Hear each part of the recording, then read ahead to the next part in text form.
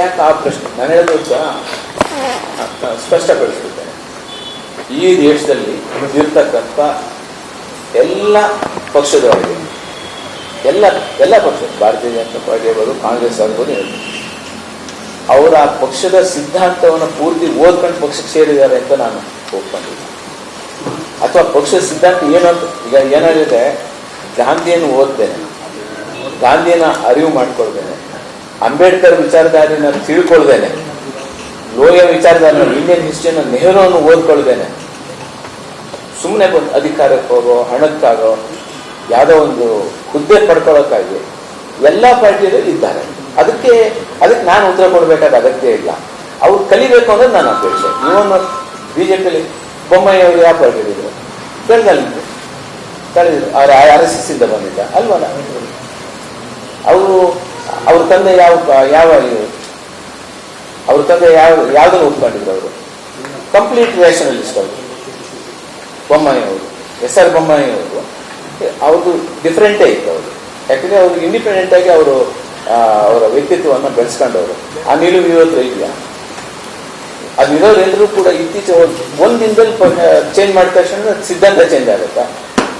ಅಂದ್ರೆ ಇನ್ನೂ ಓದ್ಕೊಂಡಿಲ್ಲ, ಅದನ್ನು ಓದ್ಕೊಂಡಿಲ್ಲ, ಅದೆಲ್ಲ ಪಕ್ಷದಲ್ಲಿ ಇದ್ದಾರೆ. ಅದೇನು ಒಂದು ಪಾರ್ಟಿ ಅಂತ ಪ್ರಶ್ನೆ ಯೋಚನೆ ಮಾಡೋದಿಲ್ಲ. ಓದೋರೆಲ್ಲ ತಿಳುವಳಿಕೆ ಇದ್ದೇ ಬಂದು ಗಾಂಧಿ, ಅಂಬೇಡ್ಕರ್, ಸಂವಿಧಾನ ಎಲ್ಲ ತಿಳ್ಕೊಂಡೇ ಬಂದು ನಮ್ಮ ಪಾರ್ಟಿ ಕೂತ್ಕೊಂಡಿದ್ದಾರೆ ಅಂತ ನಾನು ಹೇಳಿ ನನಗೆ ಮೂರ್ಖ ಯಾರು ಇಲ್ಲ. ಅದೇ ರೀತಿ ಎಲ್ಲ ಪಾರ್ಟಿಯಲ್ಲೂ ಇದ್ದಾರೆ.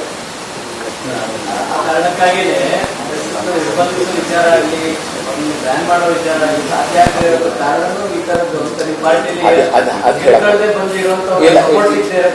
ಇಲ್ಲ, ಆ ರೀತಿ ಕಾರಣ ಇಲ್ಲ. ಅದು ಕಾರಣನೇ ಇಲ್ಲ, ಅದು ಕಾರಣವೇ ಇಲ್ಲ. ಆಕ್ಚುಲಿ ಇವತ್ತು ಅವರು ಯಶಸ್ವಿ ಆಗ್ತಿರೋದು ಆಂಟಿ ಮುಸ್ಲಿಂ, ಆಂಟಿ ಕ್ರಿಶ್ಚಿಯನ್ ವೇವಿಂದನೇ ಬಿಟ್ಟರೆ ಬೇರೆ ಯಾವ ಸಿದ್ಧಾಂತನೂ ಅವ್ರಿಗೆ ಗೊತ್ತಿಲ್ಲ. ಅವ್ರಿಗೆ ಬೈದ್ರೆ ನಮಗೆ ಓಟ್ ಬರುತ್ತೆ ಅನ್ನೋ ಒಂದು ಇದಿದೆ ಅಷ್ಟೇ. ಅದು ಬಿಟ್ಟರೆ ಬೇರೆ ಯಾವುದೂ ಇಲ್ಲ. ಯಾವ ಸಿದ್ಧಾಂತವೂ ಅವ್ರಿಗೆ ಗೊತ್ತಿಲ್ಲ. 90% ಜನರಿಗೆ, ಬಿಜೆಪಿಯಲ್ಲಿರೋರಿಗೆ anti Muslim, anti Christian wave create ಮಾಡಿದ್ರೆ ನಮಗೆ ಅಧಿಕಾರ ಸಿಗುತ್ತೆ, ನಾವು ಅಧಿಕಾರದಾಗ ಕುರ್ಚಿಗೆ ಕುತ್ಕೋಬೋದು ಅಂತ. ಈಗ ನಾರಾಯಣ ಸ್ವಾಮಿ ಅಂತ ಹೇಳ್ಬೇಕಲ್ಲ, ವಿಧಾನ ಪರಿಷತ್ನ ವಿರೋಧ ಪಕ್ಷದ ನಾಯಕರು ಈ ಸಂವಿಧಾನ ವಿರೋಧ ಮಾಡ್ತಕ್ಕಂಥ ಚಿಂತನೆಗಳಿದ್ದಾರೆ. ಅವ್ರು ಹೇಳಿ, ನಾಳೆ ನೀವು ಪ್ರಶ್ನೆ ಕೇಳಿ, ನಾನೇನು ಪ್ರಶ್ನೆ ಕೇಳಿದ್ದೀನಿ ಅದನ್ನು ಸಮರ್ಥನೆ ಮಾಡ್ತಾರ, ವಿರೋಧ ಮಾಡ್ತಾರ? ನೀವು ಅದನ್ನು ಜಾತಿ ವ್ಯವಸ್ಥೆನಲ್ಲಿ ಏನಿದೆ, ದಲಿತರು ಹೊರಗೆ ಇದ್ದಾರೆ, ಇವ್ರು ಶರೀರದಿಂದ ಹೊರಗಿರೋರು. ಅಲ್ಲಿ ಯಾಕೆ ಹೊತ್ಕೊಂಡಿದ್ದೆ ಅಂದ್ರೆ ನನಗೆ ಅಸಹ್ಯ ಅನ್ಸುತ್ತೆ. ನಾನು ಹೇಳೋದೇನು ಅಂದ್ರೆ, ಅವರನ್ನು ಅಷ್ಟು ತುಳಿತಕ್ಕೆ ಒಳಗಾಗಿರ್ತಕ್ಕಂಥ ಸಮಾಜ ಜೊತೆಗೆ ಅವ್ರನ್ನ ಸಮರ್ಥನೆ ಹೇಗೆ ಮಾಡ್ತಾರೆ ಅಂತ ನನಗೆ ಅರ್ಥ ಆಗ್ತಿಲ್ಲ. ಹೌ ಈ ಸಿಟಿಂಗ್ ಅಲರ್ಟ್ ನಿಂತೆ ಸಪೋಸ್ ಅವ್ರನ್ನ ಒಪ್ಕೊಳ್ತಿದ್ರೆ ಬೇರೆ ಇಂಡಿಪೆಂಡೆಂಟ್ ಆಗಿ ಬರಲಿ. ಅವರು ಹೇಳಿದ್ರು ರಿಸರ್ವೇಷನ್ಗೆ ಯಾವ ಸಂದರ್ಭದಲ್ಲಿ ಅವ್ರು ಸಪೋರ್ಟ್ ಮಾಡಿದ್ದಾರೆ ಬಿಜೆಪಿಯವರು? ರಿಸರ್ವೇಷನ್ಗೆ ಅವರೆಲ್ಲರೂ ಒಳಗೆ ಬಂದಿರೋರು ದಲಿತ ಸಮುದಾಯದಿಂದ ಒಳಗೆ ಬಂದಿರತಕ್ಕಂಥವ್ರು.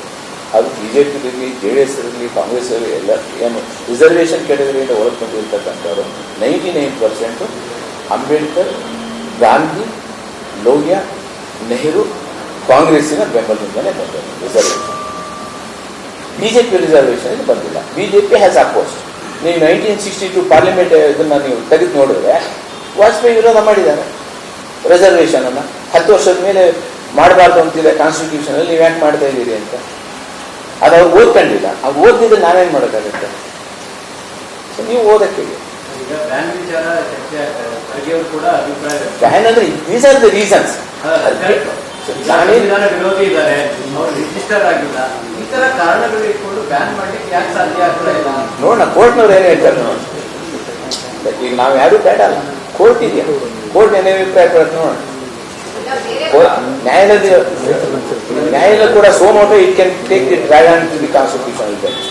These are the issues. ಸರ್ಕಾರ ಬ್ಯಾನ್ ಮಾಡೋ ತೀರ್ಮಾನ ತಗೊಂಡ್ರೆ ನಾಳೆ ಕೋರ್ಟ್ ಹೋಗುತ್ತೆ ಸರ್. ನೀವು ಸರ್ಕಾರನೇ ತಗೊಳ್ಬೇಕು ಅಂತ ಏನಿಲ್ಲ, ತಗೊಳ್ಬೇಕು ಅಂತ. It is not necessary. The court can so not extradite the subjects. ಅಲ್ಲ, ಗಟ್ಟಿತನ ಇಲ್ವಾ ಸರ್? ಕಾಂಗ್ರೆಸ್ನ ಒಳಗಡೆ ಆ ಗಟ್ಟಿತನ ಇಲ್ವಾ? ನೀವಂದ್ರೆ ಬೇರೆ ಪಕ್ಷದಿಂದ ಈ ಪಕ್ಷಕ್ಕೆ ಬಂದವ್ರಿಗೆ ಒಂದಿಷ್ಟು ಬದ್ಧತೆ ಅನ್ನುವಂಥದ್ದು ಹೇಳಿದ್ರೆ ಅಂದ್ರೆ ಅವ್ರು ಹೋಗ್ತಾ ಇಲ್ಲ ಅಂತ. ಮೂಲ ಕಾಂಗ್ರೆಸ್ಸಿಗರೇ ಅದನ್ನ ವಿರೋಧ ಮಾಡಲಿಲ್ಲ ಸರ್, ಸ್ಟ್ಯಾಂಡ್ ತಗೊಳ್ಳೇ ಇಲ್ಲ ಮೂಲ ಕಾಂಗ್ರೆಸ್ಸಿಗರು, ಸೀನಿಯರ್ ಲೀಡರ್ಸ್. ನೋಡಿ, ನಾನು ಬಹಳ ಕ್ಲಿಯರ್ ಆಗಿ ಹೇಳಿದ್ದೇನೆ. ಈ ವಿಚಾರಧಾರೆಯನ್ನ ನಾನು ಬೆಳದಿಂದ ಬಂದವನು ಕಾಂಗ್ರೆಸ್ಸಿಗೆ. ನನ್ನ ಸ್ಟ್ಯಾಂಡ್ ಅಲ್ಲಿದ್ದಾಗಲೂ ಇದೇ ಇತ್ತು, ಸರಿ. ನಾನು ಯಾರನ್ನ ನೋಡ್ಕೊಂಡು ಬಂದವನಲ್ಲ, ನಾನು ಸಿದ್ಧಾಂತ ನೋಡ್ಕೊಂಡೇ ಬಂದೆ. This is the best party in India as far this principle is concern. ಈ ದೇಶದಲ್ಲಿ ಎಲ್ಲ ಜಾತಿ, ಎಲ್ಲ ಧರ್ಮ, ಎಲ್ಲ ಭಾಷೆಗೂ ಇಲ್ಲಿ ರಕ್ಷಣೆ ಇದೆ, ಇಲ್ಲಿ ಅವಕಾಶ ಇದೆ ಅನ್ನೋ ಕಾರಣಕ್ಕಾಗಿ ನಾನು ಅದನ್ನ ಪ್ರತಿಪಾದನೆ ಮಾಡೋದಕ್ಕೆ ನಾನು ಸಂಪೂರ್ಣವಾಗಿ ಒಪ್ಪಿರ್ತಕ್ಕಂಥದ್ದು ಆ ಕಾರಣಕ್ಕೆ. ಇತರವ್ರು ಯಾರ್ಯಾರು ಯಾವ್ದು ಕಾರಣಕ್ಕೆ ಹೋಗಿದ್ದಾರೆ ಅನ್ನೋದು ನನಗೆ ಅದ್ರ ಸಂಬಂಧ ಇಲ್ಲ, ಯಾವ ಕಾರಣಕ್ಕೆ ಬಂದಿದ್ದಾರೆ ಏನು ಅನ್ನೋದು. ಸೊ ಐ ಆಮ್ 100% ಕ್ಲಿಯರ್ ಇದೆ ನಾನು. ಯಾಕಂದ್ರೆ ಬೇಳೂರು ಗೋಪಾಲಕೃಷ್ಣ ಅವರ ಗೊಂದಲ ಮಾಡೋ ಅಗತ್ಯ ಇರಲಿಲ್ಲ ಅಂತಾರೆ. ಅಲ್ಲ, ನಾನು ಅದು ಇಂಡಿವಿಜುವಲ್ ಅಭಿಪ್ರಾಯ. ನಾನು ಹೇಳ್ತಕ್ಕಂಥದ್ದು ನಾನು ಅದನ್ನೇ ನಾನು ಪ್ರಾಕ್ಟಿಕಲಿ ಫಸ್ಟಿಗೆ ನೀನು ಸೆಂಟೆನ್ಸ್ ಹೇಳಿದೆ, ಸಿದ್ಧಾಂತನ ಓದ್ಕೊಂಡವ್ರದ್ದು ವಿಚಾರಧಾರೆ ಬೇರೆ, ಓದ್ಕೊಂಡಿದ್ರೆ ವಿಚಾರಧಾರೆ ಬೇರೆ ಇರುತ್ತೆ. ನಾನು RSS ವಿರೋಧ ಮಾಡ್ತೀನಿ, RSS ಇರೋ ಕಥೆ ಎಲ್ಲದನ್ನು ನಾನು ವಿರೋಧ ಮಾಡ್ತೀನಿ ಅಂತ ಕೇಳಲ್ಲ. ಹಿಂದೂ ಧರ್ಮನ ನಾನು ಒಪ್ಕೊಂಡಿದ್ದೀನಿ, ಹಿಂದೂ ಧರ್ಮ ಇರಬೇಕು ಅಂತಾನೆ ನಾನು ಹೇಳೋದು, ಹಿಂದೂ ಧರ್ಮ ಈ ದೇಶಕ್ಕೆ ಬೇಕು ಅಂತಾನೆ ಹೇಳ್ತಕ್ಕಂಥದ್ದು ನಾನು. ಆದರೆ ಬ್ಲೈಂಡ್ ಆಗಿ ಹೇಳ್ತಾ ಇಲ್ಲ, ಅದ್ಭುತವಾದ ಸಂದೇಶಗಳು ಅದರೊಳಗೆ ಇದ್ದಾವೆ. Let us accept it. ಯಾವುದು ಈ ಸಮಾಜಕ್ಕೆ ವರ್ತಮಾನಕ್ಕೆ ವಿರೋಧ ಇದೆ ಅದಕ್ಕೆ ನನ್ನ ಸಂಬಂಧಿ ಇಲ್ಲ. ಅದಕ್ಕೆ ನಾನು ಬೇಂದ್ರೆ ಅವರು, ನಮ್ಮ ಕುವೆಂಪುರವರು ಏನು ಮಾತಾಡಿದ್ದಾರೆ, ಸುಮ್ಮನೆ ಬೇಂದ್ರೆ ಹೆಸರು ಹೇಳಿದ್ರೆ ಆಯ್ತಾ, ಕುವೆಂಪು ಹೆಸರು ಹೇಳ್ಬಿಟ್ರೆ ಆಗುತ್ತಾ? We have to accept the principles. ಪೂರ್ಣ ಆಗ್ಬಿಟ್ಟು at least we have to make an attempt ಅಂತ ಆ ನಿಟ್ಟಿನಲ್ಲಿ ನಾನಿದ್ದೀನಿ.